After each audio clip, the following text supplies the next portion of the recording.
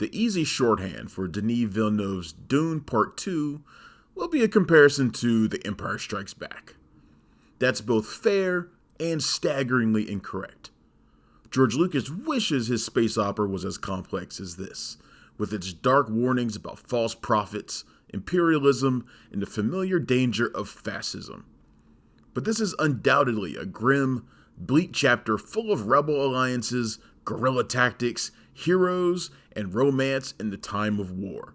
I've said it before that Frank Herbert's Dune has never meant anything to me.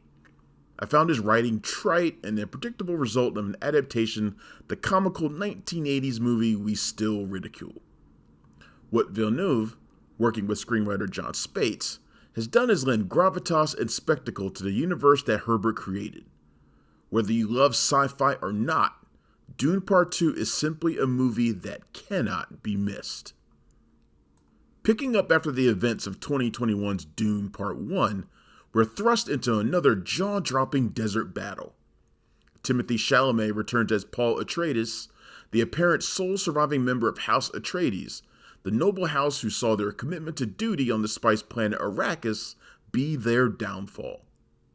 The first movie, which equates to the first half of Herbert's novel, introduced us to the conflict between Atreides and House Harkonnen. But the central struggle is taking place within Paul, who grapples with a duty he didn't ask for and a prophecy thrust upon him. He never saw himself as a messiah figure, even as the Fremen, led by Stilgar, played by Javier Bardem, saw it within him. That struggle takes a different shape in Part 2, as Paul becomes exposed to the mystical spice that saturates the planet. The schemes of his pregnant mother, Bene Gesserit Lady Jessica, played by Rebecca Ferguson, are steering Paul closer to acceptance of his fate, as the religious fervor of the Fremen grows with his every miraculous deed on the battlefield. And miraculous they are indeed, as Paul learns their ways and battlefield strategies like he was born to them.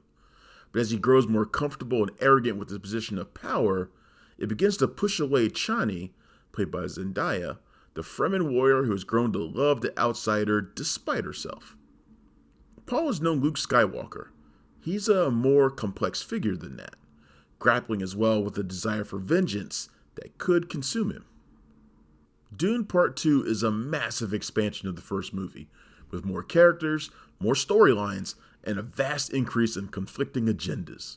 Reverend Mother Gaius Helen Mahayam, played by Charlotte Rampling, moves the chess pieces around from the shadows to ensure the Bene Gesserit's power, even if it means conspiring with the Emperor, played by Christopher Walken, to wipe out House Atreides. Meanwhile, his daughter Princess Irulan, played by Florence Pugh, also a member of the Bene Gesserit, because all women are apparently, is stuck in the middle.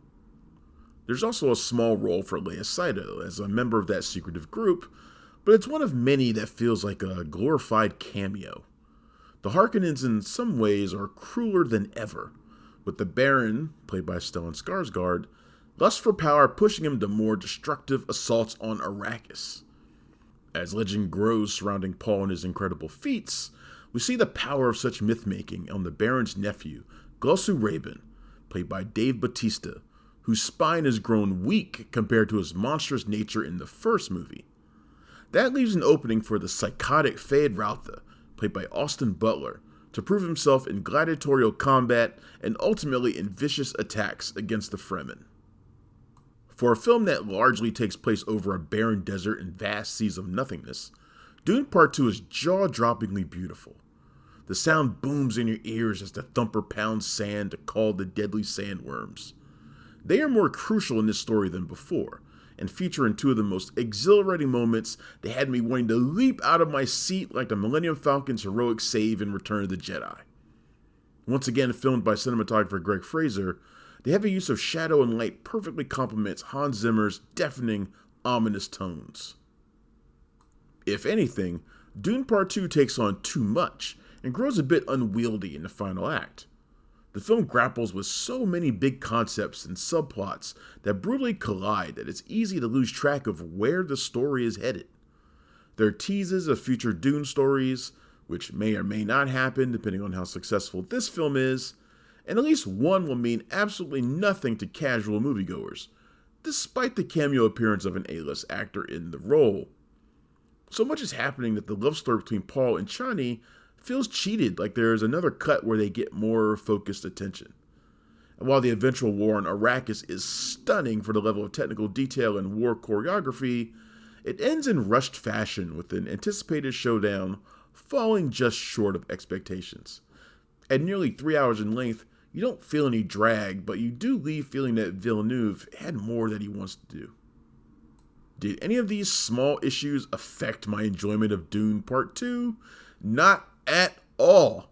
I remain shocked by how awesome Villeneuve has made Dune, and how much he has made me care for the characters and his conflict. I mean, Timothee Chalamet, believable as a fearsome warrior, lover, and savior? I believed all of it, and willing to accept anything and everything as long as Villeneuve presents it with the seriousness and deft command that he has presented all of Dune so far. He's created an exceptional film, and a franchise that has set a new standard for sci-fi, one that will surely be copied in the way Star Wars was aped for decades after. If Villeneuve doesn't want to return to make Dune Messiah, Warner Brothers should do whatever it takes to make sure that he does. Back up the money truck. Alright, guys? Dune Part 2 opens in theaters on March 1st, and I'm giving it a 4 out of 5. Thanks for checking out the show. If you like what we're laying down, please subscribe to our channel and click the bell to receive notifications for all of our latest stuff.